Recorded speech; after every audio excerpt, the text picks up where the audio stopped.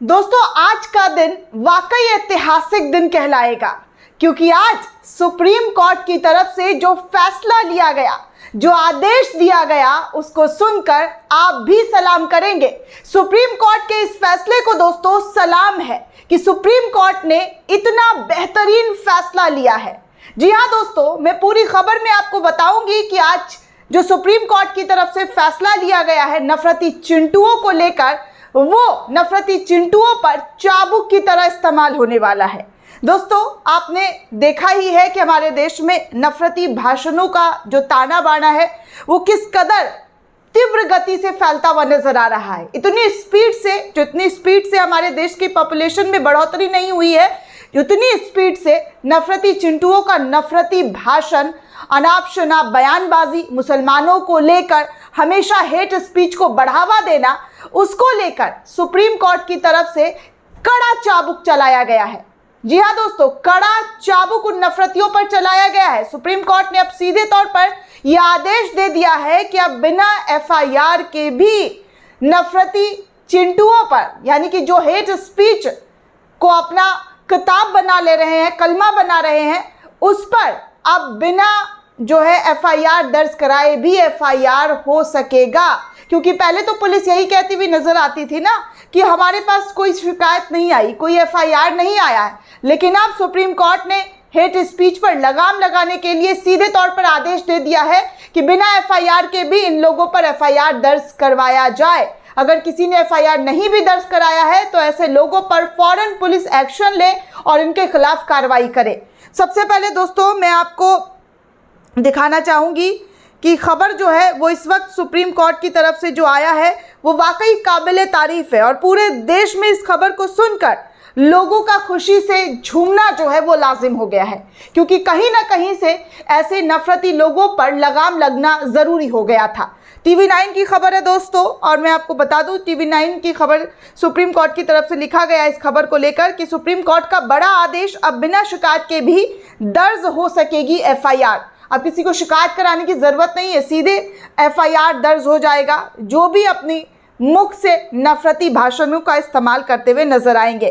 Supreme court ने सभी राज्यों और केंद्र शासित प्रदेशों को नफरत फैलाने वाले भाषणों पर एफआईआर दर्ज करने का आदेश दे दिया है। कोर्ट ने अपने 2022 के आदेश का दायरा बढ़ाते हुए इस पूरे मामले में बिना किसी शिकायत के भी एफआईआर दर्ज करनी होगी। इसके साथ साथ सुप्रीम कोर्ट ने ये चेतावनी भी दी है दोस्तों। जी हाँ, सुप्रीम कोर्ट ने चेतावनी देते हुए कहा है कि इस मामले में अगर केस दर्ज करने में देरी हो जाती है तो उसे अदालत की अवमानना माना जाएगा। यानी कि किसी ने नफरती भाषण दिया, नफरती एजेंडे को अपने बढ़ाने की कोशिश की, और उस मामले में पुलिस ने आनाकानी करने की कोशिश की, डिले की, लेट किया, तो वो सीधे तौर पर सुप्रीम कोर्ट का अवमानना होगा। ऐसी भी बातें सुप्रीम कोर्ट ने अपने फैसले में सुनाते समय ये कहा।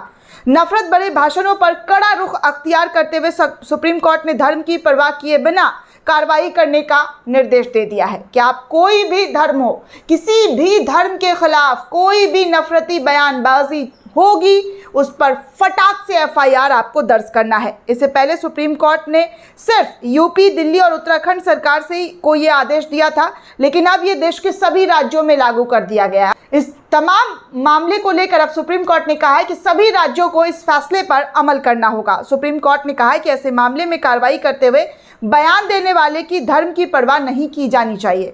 कौन किस धर्म का है इसकी कोई परवाह नहीं होगा।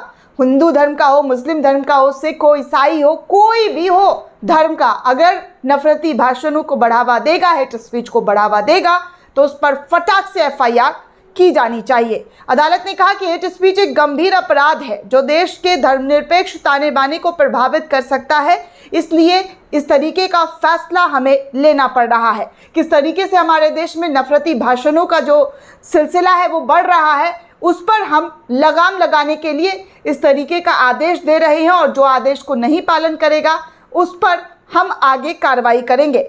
दोस्तों, पहले इन 3 राज्यों को निर्देश दिया था, जिनमें मैं आपको बता दूं कि पहला जो आदेश था वो दिल्ली, यूपी और उत्तराखंड की सरकारों को आदेश दिया गया था कि हेट स्पीच अगर आपके राज्यों में कोई भी दे तो उसको लेकर आप फौरन एफआईआर दर्ज करेंगे।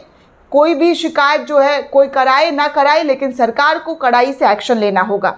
इसको लेकर उन्होंने पहले ही चेतावनी दी थी, लेकिन अब पूरे देश में इस तरीके की बात जो अगर करेगा, नफरती भाषणों को बढ़ावा देगा, उस पर यह लगाम लगने की जो सुप्रीम कोर्ट की तरफ से आदेश दे दिया गया है। दोस्तों, आपको बता दें कि हेट स्पीच का जो मामला है ये काफ़ी लंबे समय से चल रहा है।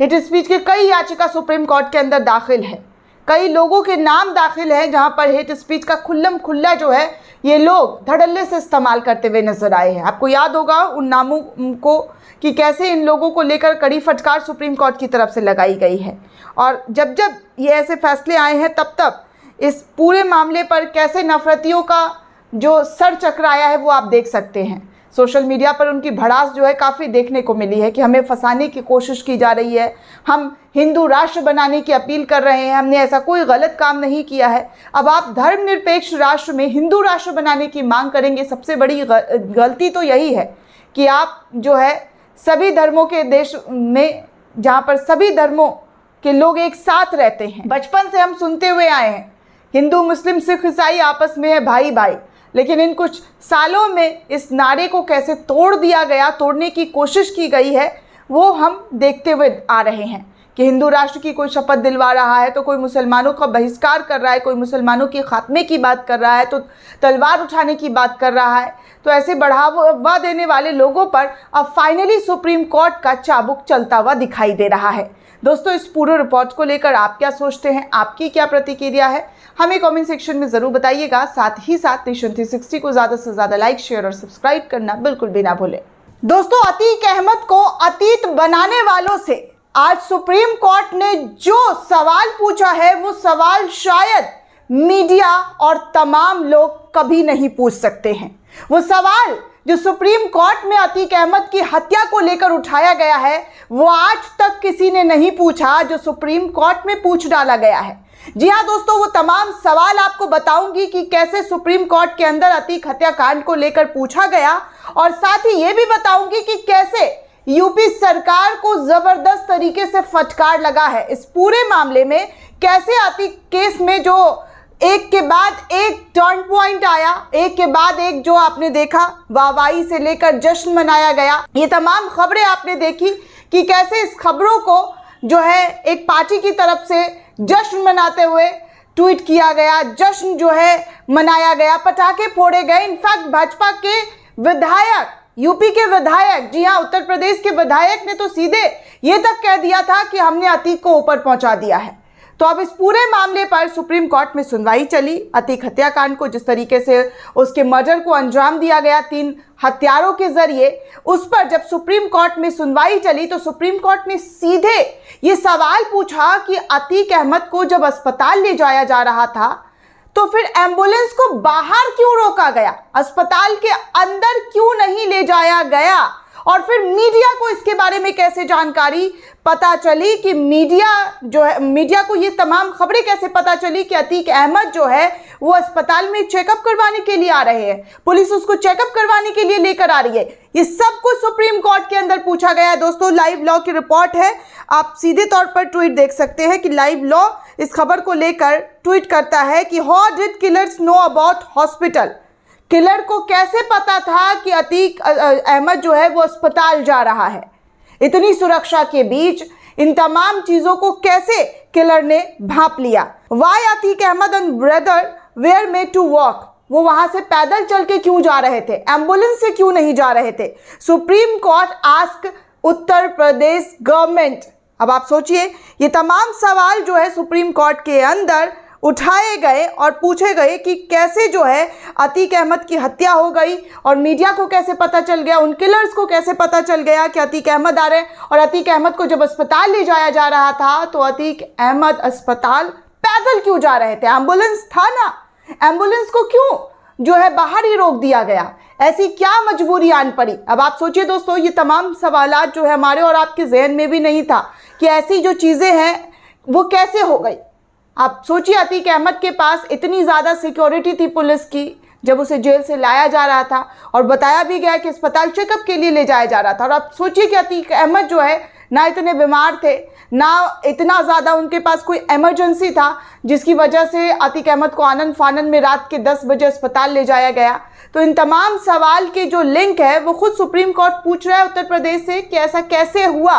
अब मैं दोस्तों एनडीटीवी की खबर आपको स्क्रीन पर दिखाती हूँ। एनडीटीवी के द्वारा क्या लिखा गया अतीक अहमद को लेकर, जो खबरें हैं वो क्या लिखा गया है। अतीक अहमद को लेकर एनडीटीवी ने खबर छापा है सुप्रीम कोर्ट के हवाले से कि एम्बुलेंस से सीधे अस्पताल क्यों नहीं लाया गया, परेड क्यों कराया गया, यानी कि अतीक अहमद को बाहर चलकर जो है परेड क्यों करवाया गया। ये भी एक बड़ा सवाल है दोस्तों कि एम्बुलेंस से सीधे अस्पताल और चेकअप करवा करके एम्बुलेंस से सीधे बाहर, लेकिन इस तरीके से अतीक और अशरफ को बाहर टहलाया क्यों गया, मीडिया के सामने क्यों लाया गया।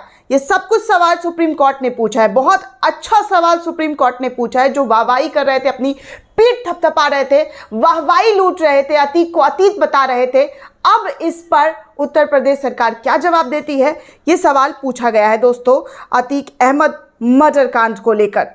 अब मैं आपको पूरी डिटेल में बताती हूँ कि सुप्रीम कोर्ट में क्या बहस हुई और किस तरीके से बहस हुई। दोस्तों सुप्रीम कोर्ट ने यूपी सरकार से अतीक अहमद और उसके भाई अशरफ की हत्या के मामले की जांच स्टेटस रिपोर्ट जो है वो मांग ली है। सुप्रीम कोर्ट ने हत्या से पहले हुए असद इनकाउंटर पर भी हलफनामा उत्तर प्रदेश पुलिस से मांग लिया है। यूपी सरकार से यह भी पूछा है कि विकास दुबे एनकाउंटर के बाद पुलिस कामकाज को लेकर जस्टिस BS चौहान की रिपोर्ट पर क्या कार्रवाई की, और तो और जस्टिस BS की रिपोर्ट पर उन्होंने पूरा का पूरा जो है उनसे सवाल पूछ डाला कि जस्टिस BS जो है उन्होंने उनके देख रेख में रिपोर्ट तैयार करने की बात कही गई थी वो कहाँ है। सुप्रीम कोर्ट ने यूपी सरकार पर सवाल दागे, सवाल उठाए, कहा कि हमने ये घटना टीवी पर देखी, दोनों को अस्पताल में सीधे एम्बुलेंस क्यों नहीं ले जाया गया। सुप्रीम कोर्ट ने यूपी सरकार से पर जो है ये तमाम सवाल जो है पूछने की कोशिश की कि आप जो है एम्बुलेंस से बाहर क्यों उतार कर उनको परेड करवा रहे थे। आगे सुप्रीम कोर्ट ने इस मामले में दोस्तों 3 हफ्ते में सुनवाई करने के लिए कह डाला है। जस्टिस S रविंद्र भट्ट और जस्टिस दीपांकर दत्त की बेंच इस पूरे मामले पर सुनवाई कर रही थी। उत्तर प्रदेश सरकार की ओर से पेश हुए मुकुल रोहतगी ने कोर्ट के पक्ष में अपनी दलीलें रखी सरकार के पक्ष में, और कहा रोहतगी ने कि हमने जांच के लिए 2 पूर्व चीफ जस्टिस का आयोग बनाया है। इस पूरे मामले में यूपी सरकार ने तेजी से काम किया है, ऐसा यूपी सरकार के वकील की तरफ से दलील कोर्ट के अंदर दी गई है। लेकिन आपको बता दें कि जो ये बहस आज हुआ है उस बहस में सीधे तौर पर सुप्रीम कोर्ट ने जो बातें कही है वो चौंका देने वाली बात है। और वाकई ये सवाल उठने चाहिए कि आखिर अतीक अशरफ को लाया जा रहा था तो उनको परेड क्यों करवाया जा रहा था। भैया जब आप जेल से ला रहे हैं तो ऐसे घुमा टहला करके लाने की क्या ज़रूरत है। आप सीधे जिस काम के लिए लाए हैं, जिस अस्पताल में भर्ती करवाना है उसमें भर्ती करवाइए, जांच करवाइए और फिर आप जाइए। ऐसा ही होता है ना दोस्तों। अगर आप कोई नॉर्मल मामले में, नॉर्मल केस में देखिएगा तो ऐसा ही होता है। लेकिन अतीक अशरफ हत्याकांड में किस तरीके से जो भूमिका हुई है, किस तरीके से जो सिक्योरिटी लेवल थी ढील और लचर, ये तमाम SIT के रिपोर्ट में भी सवाल उठाए गए हैं और अब सुप्रीम कोर्ट भी यही सवाल दोहरा रहा है। अमर उजाला की तरफ से भी इस खबर को लेकर छापा गया है दोस्तों कि अतीक अशरफ की गाड़ी को सीधे अस्पताल क्यों नहीं ले जाया गया है। सुप्रीम कोर्ट ने यूपी सरकार से सवाल पूछा है। तो देखिए दोस्तों, हम लोग आपको तमाम वो अतीक अहमद से जुड़े, अशरफ अहमद से जुड़ी खबरें दिखा रहे हैं। चिट्ठी के बारे में भी जो खबरें सामने आ रही थी वो तमाम खबरें आपको बता रहे हैं। और अब जब सुप्रीम कोर्ट में इस पूरे मामले पर सुनवाई हुई है तो सुप्रीम कोर्ट ने भी 2 टूक में ये सवाल पूछ डाला है। अब उत्तर प्रदेश सरकार क्या इस पर जवाब देती है, क्या हलफनामा देती है, ये देखने वाली बात होगी। दोस्तों इस पूरे रिपोर्ट को लेकर आप क्या सोचते हैं, आपकी क्या प्रतिक्रिया हमें कमेंट सेक्शन में जरूर बताइएगा। दोस्तों आपको बता दें कि सुप्रीम कोर्ट ने आज जो 3 फैसले लिए हैं उससे लोकतंत्र को कैसे मजबूती मिला है वो आप इस खबर से देख ही चुके हैं कि कैसे एक के बाद एक करके सुप्रीम कोर्ट ने अपना सुप्रीम फैसला सुनाया है। सुप्रीम कोर्ट की पहल के बाद दिल्ली पुलिस ने बृजभूषण सिंह पर 2 FIR दर्ज कर लिए, एक पॉक्सो एक्ट का भी मामला दर्ज किया गया है, जिसके बाद सुप्रीम कोर्ट की जमकर वाहवाही हो रही है और कहा जा रहा है कि सुप्रीम कोर्ट ने कितना बेहतरीन फैसला दिया है और देश की जनता इससे गदगद होती हुई नजर आ रही है। और सुप्रीम कोर्ट पर जो भरोसा उठता हुआ नजर आ रहा था वो इन तमाम फैसलों से, इन तीनों फैसलों से लोगों का विश्वास बढ़ता हुआ नजर आ रहा है।